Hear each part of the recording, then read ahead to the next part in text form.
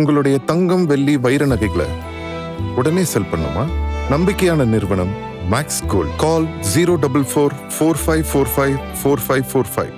Maths Gold, cash for gold. வணக்கம்.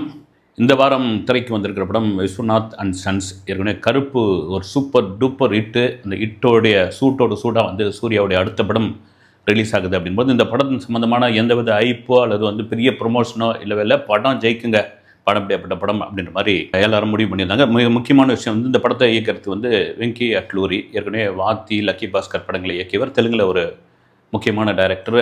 இந்த படம் தெலுங்கு படம் மாதிரி இருக்குமா, தமிழ் படம் மாதிரி இருக்குமா அப்படின்ற மாதிரியான அந்த ட்ரெய்லர், ப்ரோமோ இதெல்லாம் ஒரு பக்கம் இருந்தால் கூட சரி, கதை என்னப்பா இருக்கும்.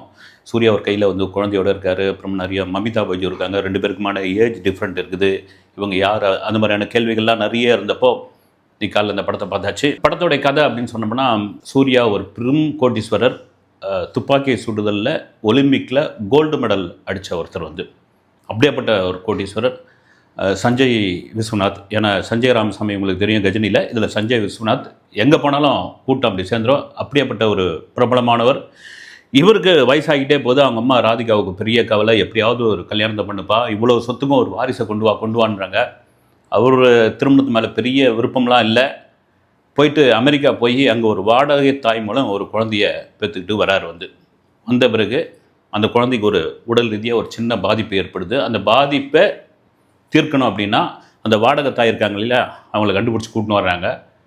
அந்த வாடகை தாயை போய் தேடி போகிறாரு. பொதுவாக பார்த்தீங்கன்னா அந்த வாடகை தாய் ஒரு 30 வயசு 40 வயசு இருப்பாங்கன்னு பார்த்தா ஒரு சின்ன பொண்ணு, அதுதான் மமிதா பைஜு.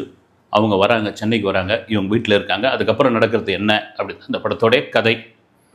ஓகே, இதுக்கப்புறம் நடக்கிறது என்னன்னு நீங்கள் படம் பார்த்து தெரிஞ்சிங்க. மிக முக்கியமாக அந்த படத்தில் பெர்ஃபார்மன்ஸ் எப்படி இருந்தது. சூர்யா ஒரு தண்ணி மாதிரி எந்த நீங்கள் பாத்திரத்தில் ஊற்றுறீங்களோ அந்த வடிவமாக மாறிடுவார். அதில் மாற்று கருத்து கிடையாது. அதெல்லாம் மாரி ஒவ்வொரு கேரக்டரும் ஏன்னா இந்த படத்தில் எனக்கு தெரிஞ்சு ரொம்ப பேலன்ஸ்டாக அந்த கேரக்டரை செலக்ட் பண்ணி வச்சுருக்காரு டைரக்டர். ஏன்னா பாதி தெலுங்கு நடிகர்கள், பாதி தமிழ் நடிகர்கள். இது அப்படியே பார்த்தீங்கன்னா தெலுங்கு சாயலும் வந்துடக்கூடாது, தமிழ் சாயலும் வந்துடக்கூடாது. ஏன்னா தெலுங்கில் இந்த படம் ரிலீஸ் ஆகிருக்குது. இதெல்லாம் மீறி சூர்யாவுடைய நடிப்பு ஒரு பிரமாதமான நடிப்பு, அதில் மாற்றுக்கிறது கிடையாது. அதையெல்லாம் தூக்கி சாப்பிட்றது யாருன்னா அமிதா பைஜு தான். என்ன அந்த பொண்ணு கலைக்கு இருக்குது அப்படின்ற மாதிரி எனக்கு ஜனநாயகனில் பார்த்தே ரொம்ப பிடிச்சி போயிருந்தது. இந்த படத்துலேயும் அப்படி மமிதா வந்த பிறகு கலகலன்ற மாதிரி ஒரு பெரிய அளவுக்கு அந்த படமே வேறு மாதிரி மாறிடுது. இதெல்லாம் தாண்டி ராதிகா இருக்காங்க. ராதிகா வழக்கமாக சென்டிமெண்ட், அம்மா சென்டிமெண்ட்டு, டயலாக்கு, அப்புறமா தொடர்ச்சியாக அவங்க இந்த ஸ்வீட் மேலே ஆசைப்படுறது, இதெல்லாம் வைக்கும்போதே ஏதோ ஒரு சம்பவம் ஒன்று டைரக்டர் வைக்க போகிறாருன்னு ஆடியன்ஸ் நமக்கு புரிஞ்சு போகுது. ஒரு குழந்தை வந்தாச்சு, அந்த குழந்தைய பார்த்துக்கிறதுக்கான ஒரு வாடகை தாய் அல்லது அந்த வேலையை முடிச்சுட்டு அவங்க திரும்ப போகிறாங்களா, அந்த குழந்தை யார்கிட்ட இருக்கும், அந்த குழந்தைய வச்சு என்ன ப்ளே பண்ண போகிறாங்க அப்படின்னு ஃபர்ஸ்ட் ஆஃப் முழுக்க பார்த்தீங்கன்னா ஒரு மாதிரி என்ன கலகலன்னு போயிட்டே இருக்குது அந்த படம். அது பாட்டுன்னு போயிட்டுருக்கு. எனக்கு தெரிஞ்சு பார்த்தீங்கன்னா டைரக்டர் நிறைய சென்டிமெண்ட்டான சீன்ஸ் இதில் பண்ணியிருக்காரு, எமோஷனலான சீன்ஸ் பண்ணியிருக்காரு. நான் திரும்ப சொல்கிறதுன்னா பல படங்களில் நான் சொல்லியிருக்கிறேன், இந்த சென்டிமெண்ட் எமோஷனல் முதல்ல ஆடியன்ஸுக்கு கனெக்ட் ஆகும். நீங்கள் அங்கே ஸ்க்ரீனில் பண்ணிட்டா மட்டும் போதாது, ஆடியன்ஸுக்கு முக்கியமாக கனெக்ட் ஆகணும். அதுக்கு ஓப்பனிங்கே நான் சொல்கிறேன். நான் ஒரே ஒரு சீன் மட்டும் ஒலிம்பிக்கில் கலந்துக்கிறார், துப்பாக்கி சுடும் போட்டியில் கலந்துக்கிறாரு சூர்யா. அவர் எப்படியா இருந்தாலும் வின் பண்ணிவிடுவார், கோல்டு அடிச்சிருவாருன்றதுக்காக மர்ம நபர்கள்லாம் அவருடைய ரூமுக்கு போயிட்டு, ஒலிம்பிக் நடக்கிற பாரிஸில் நடக்குது, போயிட்டு அவருடைய கன்னை, அவருடைய ஜெர்சியை எல்லாத்தையும் உடச்சி தூளாக்கி போட்டுடுறாங்க. போட்ட பிறகு அவரே என்ன பண்ணுறாரு, டக்குன்னு அந்த உடஞ்சி போன துப்பாக்கிலாம் எடுத்து ரெடி பண்ணி அவரே அந்த ஜெர்சியில் இந்தியான்னு எழுதிக்கிட்டு அடித்து கோல்டு மெடல் வாங்கிடுறாரு. அப்ளாஸ் அடிக்குது.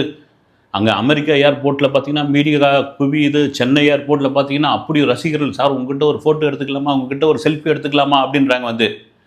ஆடியன்ஸுக்கு ஏன்பா என்ன தான் பண்ணிட்டார் அவர், துப்பாக்கியை ரெடி பண்ணார், சுட்டார், கோல்டு அடித்தார், வந்தார், அவ்வளோதானே, இதுக்கு மேலே என்ன? இந்த கனெக்டிவிட்டி தாங்க முக்கியமான ஒரு விஷயம்.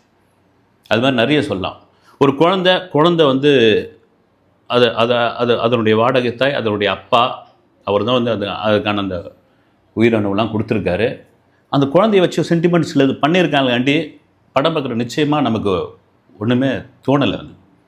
ஒரே ஒரு எனக்கு ரொம்ப பிரமாதமான அது மாதிரி ஒரு 5 சீன் இந்த படத்தில் பண்ணியிருந்தா சூப்பருங்க. முத்துசாமி, டிரைவர் முத்துசாமி அப்படின்ற ஒரு காட்சி ஒன்று வரும். அந்த காட்சி உண்மையிலேயே கண்கலங்க வைக்குது. தியேட்டரில் கிளாப்ஸ் விழுது. மற்றபடி ஃபர்ஸ்ட் ஹாஃப் எப்படியோ அப்படி தள்ளிக்கிட்டு போயிடுறாங்க அப்படியே கொஞ்சம் கொஞ்சமாக தள்ளிக்கிட்டு போயிடுறாங்க. ஃபர்ஸ்ட் ஹாஃப்லேயே எனக்கு பொறுத்து பார்த்தீங்கன்னா 3/4 இல்லை 90% படம் முடிஞ்சு போச்சு. செகண்ட் ஹாஃப் என்னப்பா பண்ண போகிறாங்க அப்படின்னா, செகண்ட் ஹாஃபை வச்சு அப்படியே ஒப்பேத்துறாங்க, ஒரு மாதிரி பண்ணுறாங்க, கொண்டு வராங்க. அங்கேயும் பார்த்தீங்கன்னா செகண்ட் ஹாஃப்லேயும் மமிதா தான் சம்பவம் பண்ணிக்கிட்டு இருக்காங்க. இந்த பொண்ணு திரும்பவும் இந்த பொண்ணு அசால்ட்டாக நடிச்சுட்டு போதேப்பா அப்படின்ற அளவுக்கு பேர் வாங்குறாங்க. மிக முக்கியமான ஒரு விஷயம் என்னென்னா, சூர்யாவை மமிதா விரும்புகிறாங்க. ஏஜ் டிஃப்ரெண்ட்டு, 20 வயசு உனக்கு எனக்கும், அதனால் வேணான்னு அவர் தவிர்க்கிறாரு. ஆனால் ஆடியன்ஸ் தெரிஞ்சு போகுது. கடைசியில் ஒன்றா தான்ப்பா சேர போகிறாங்க, இதுக்கு ஏன்பா எழுத்து போகிறீங்க அப்படின்னு. அதுக்கப்புறம் ஊட்டி, அவங்க அப்பாவுடைய இன்னொரு சம்சாரம், அவங்களுக்கு ஒரு தங்கச்சி, அவங்களுக்கு ஒரு கல்யாணம், இப்படியா கொண்டு போகிறாங்க. அது எதுவும் எனக்கு தெரிஞ்சு ஆடியன்ஸுக்கு ஒட்டுற மாதிரி தெரியவே இல்லை. முக்கியமான ஒரு விஷயம், டெக்னிக்கலாக அந்த படம் ரொம்ப நல்லா இருக்குது. ஒரு கேமரா ஒர்க் ஆகட்டும், ஒரு டிஐஜி ஆகட்டும், இதெல்லாம் சூப்பராக இருக்குது. ஆனால் ஜிவி பிரகாஷ் ஏன் இந்த படத்துலையும் ஏமாத்திருக்காருன்னு தெரியல. ஒரு பிஜிஎம் ஆகட்டும், அப்புறம் சாங்ஸு, இது ஜிவி தானா அப்படின்னு ஏன் நீங்கள் தனுஷ் படத்துக்கு மட்டும்தான் பிரமாதமாக பண்ணி தருவீங்களா, மற்ற படங்கள்லாம் பண்ண மாட்டிங்களா அப்படின்ற ஒரு கேள்வியெல்லாம் இருக்குது. சமீப காலமாக ஏன் அப்படின்னு தோணுது. இப்போ டிசி பாருங்கள், டிசி படத்தினுடைய வெற்றிக்கு மிக முக்கிய காரணம் அனிருத் தாங்க. பிச்சு உதறி அது ஒரு பக்கம் பட்டையை கிளப்பிட்டு இருக்கு. சரி, இங்கே வருவோம். Viswanathan and sons. இது எப்படி தான் இருக்குது படம் அப்படின்னா, எனக்கு தெரிஞ்சு பார்த்தீங்கன்னா ஒரு மெகா டிவி சீரியல் இருக்கு இல்லைங்களா, அது எபிசோடெல்லாம் அப்படியே குறைச்சி மொத்தமாக உட்கார வச்சுட்டு நீங்கள் பாட்டுன்னு பாருங்க ராஜா, அது பாட்டுன்னு ஓடிக்கிட்டு இருக்கோம், நீங்கள் பாருங்கள். நீங்கள் ஏதாவது ரெஸ்ட் ரூம் போயிட்டு திரும்ப பார்த்தாலும் கதை புரியும். போயிட்டு கேன்டீன் போயிட்டு ஏதாவது வாங்கிட்டு திரும்ப உட்காந்து பார்த்தாலும் கதை புரியும். இடையில் ஐயோ இந்த சீனை விட்டமே, இதனால் நமக்கு கதை புரியாது அப்படிலாம் கிடையாது. நீங்கள் அசால்ட்டாக நீங்கள் பாட்டு பார்த்துக்கிட்டே இருக்கலாம், அது பாட்டுன்னு ஓடிக்கிட்டே இருக்கும் அப்படின்னு தான் எனக்கு தோணுது. ஆனால் சில கேரக்டர்லாம் எதுக்கு அப்படின்ற மாதிரியான கேள்வி இருக்குது. இப்போ நாசர், அப்புறமா ரொம்ப நாள் கட்சி ரவீனா டண்டன், ஆளவந்தானுக்கு பிறகு நடிச்சிருக்காங்க தமிழில். ரவீனா டண்டன் இவங்கெல்லாம் எதுக்கு, ஏன் அப்படின்ற மாதிரி நிறைய கேள்விகள், நிறைய ஆர்டிஸ்ட்லாம் இருக்குது. சூர்யா வழக்கம் போல் நல்லா பண்ணியிருக்காரு.